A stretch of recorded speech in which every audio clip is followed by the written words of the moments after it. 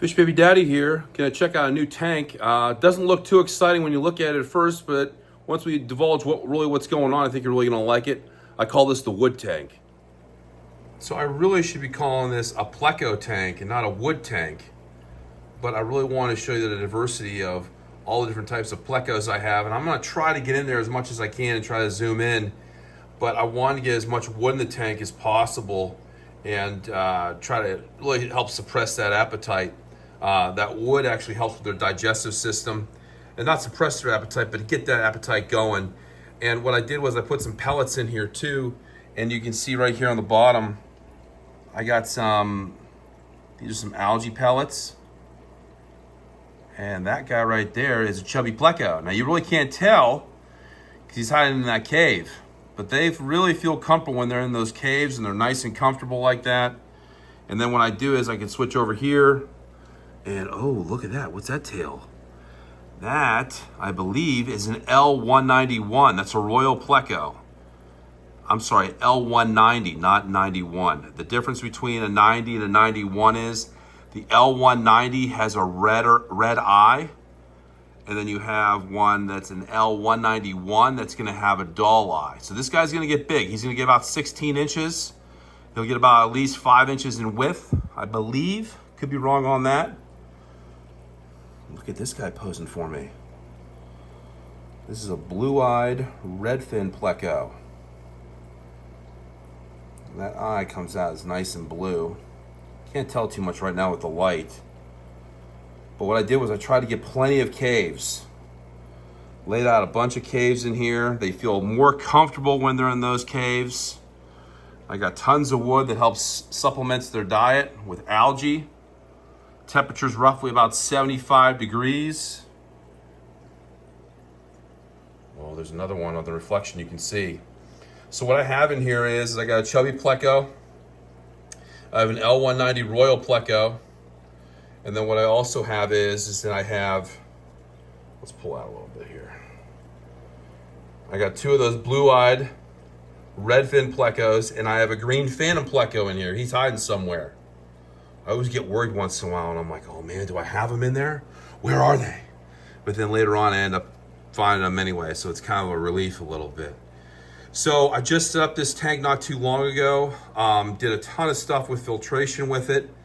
And what I did was to get it started real easily is I got a couple seeded sponges from some of my other tanks, and I just started wringing them out in here. And what I did was on the back end, you can see on the top, I got two filters.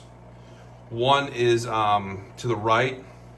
I have an AquaClear 110, and I just took two really big sponges and put those in there, stacked them on top of each other. And then on the left-hand side, I have a Tidal, and that Tidal is the biggest filter. And then what I did was I actually took some biomedia that I had from the other tanks, and I just put that in there. So I kind of doubled up a little bit, got the media from the other tanks and actually did the sponges from the other tanks. So I could really make sure that I wasn't gonna get any ammonia buildup in here, and it was gonna be cycled properly. And so I got a little terracotta pot in there as well, so when they get a little bit bigger, they got an extra spot to kind of hide out in.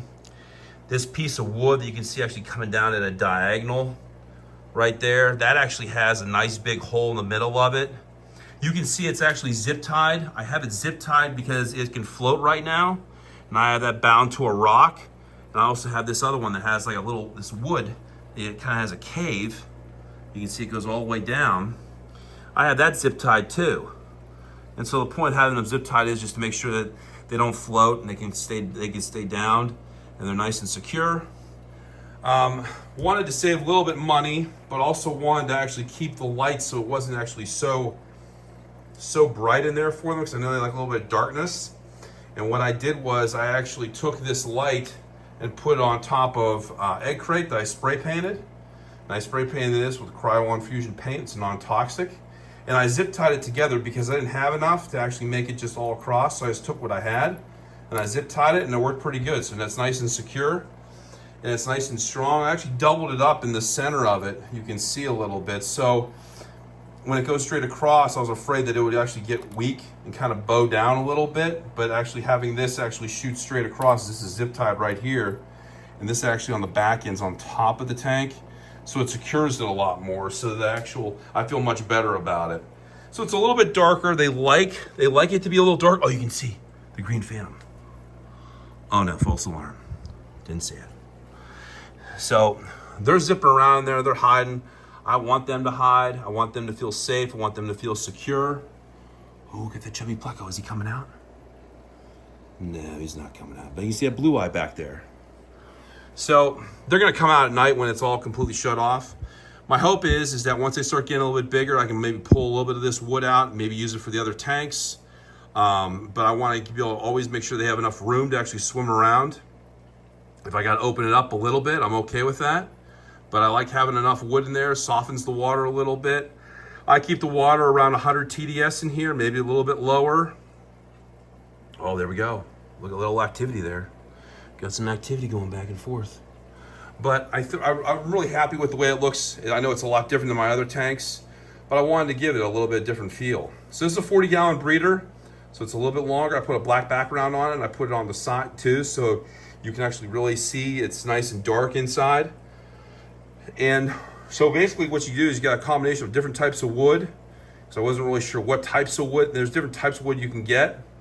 And so I've had this really large piece that kind of arches down. I've had this for probably like almost 20 years. These two pieces actually came from an aquarium store that actually they sink right away. So that I'm really happy with those. Probably about almost 20 years ago, I got this one. It's like a cave. This guy likes to float because he was all dried out. That's why I zip tied him.